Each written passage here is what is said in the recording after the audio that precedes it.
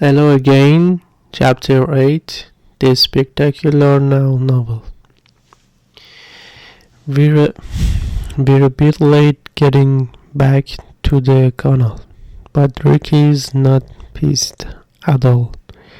He and Bethany are sitting shoulder to shoulder on a bench overlooking the water, grinning like a couple of grade school kids at the puppet show, and neither of them could care less if we ever came back.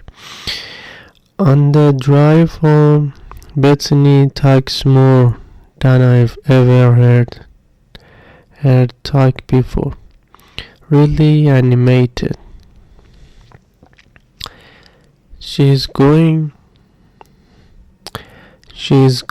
on and on about how Ricky did his own hilarious narration of the boat ride as if it were an attraction at Disneyland, and how he made up stories for all the people passing by. It made her laugh so hard she thought she was going to throw up. Of course, making up stories for people is a regular routine for me and Ricky, and some of the stuff he told Bethany he stole from me. But that's alright, my plan's working to perfection. This other man has to it again. I'm so proud of myself. At first, I don't bother to pay much attention to the pair of floodlights tailing us down 12th Street. By the time we get back to Tara's car, Ricky and Bethany already feel like a couple.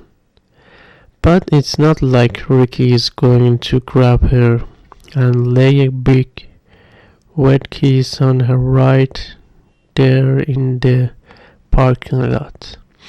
He doesn't blow it. That was fun, he says. Let's do it again sometimes.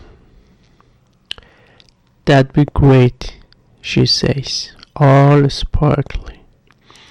Next Friday would be a splendiferous time to do it, I add.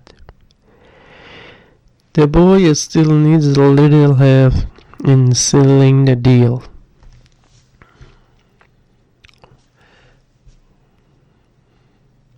Friday would be perfect, she says. I guess I'll talk to you at school. Oh, he called you before then, I say. And this time he's pretty quick on the uptake. Yeah, I call you. She gives him a sweet little shy smile and say, okay, good, and ducks into Tara's Camry. A car's idling about 15 yards behind us. The same one that was behind us coming down 12th, but I'm still not paying much attention to it. Instead, I plant a friendly hug around Tara's shoulder and tell her I hope everything works out all right for her mom. Next thing I know, she's wrapping both arms around me, squeezing me like a tube of toothpaste,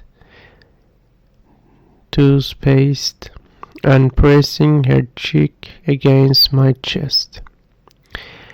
I'm glad we ran into each other tonight, she said.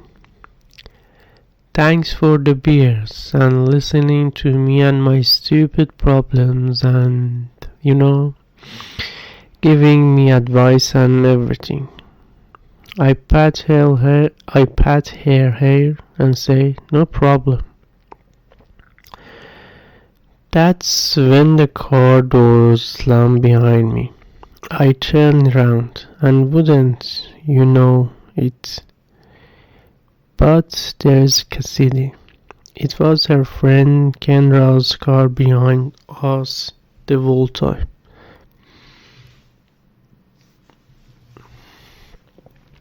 "Hi, Sutter," says Cassidy, and not in a friendly way. "Hey," I say, praying myself out of Tara's arms. "Cassidy, did you all have a good time at the movie?" She stands there with her arms crossed. Obviously not as a good a time as you had. Yeah. We just kind of lent the girls some beers. There is no way to explain my plan for hooking up Ricky and Bethany right now. Not with Bethany sitting in the car right behind me. Cassidy has the look on her face. Right, I saw you crawling all over each other. Not really.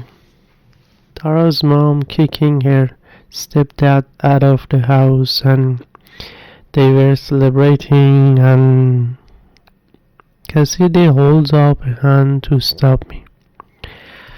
I don't want to hear it. All I asked you to do was one simple thing: to just consider my feelings when you're doing something. Just for once. Put something else feelings before your own. That's all I ask. Just that one thing. But you couldn't even come close.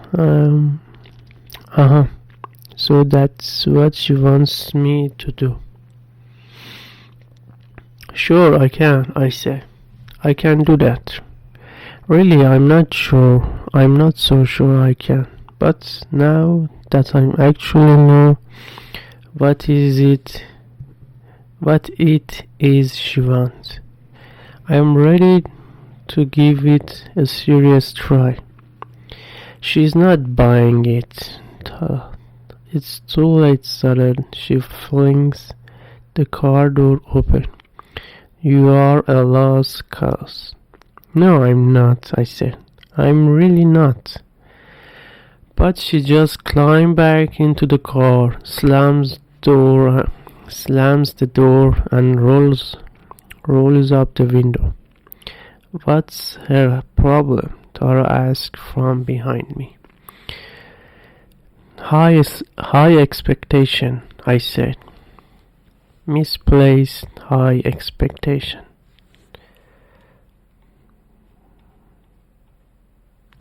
Finished.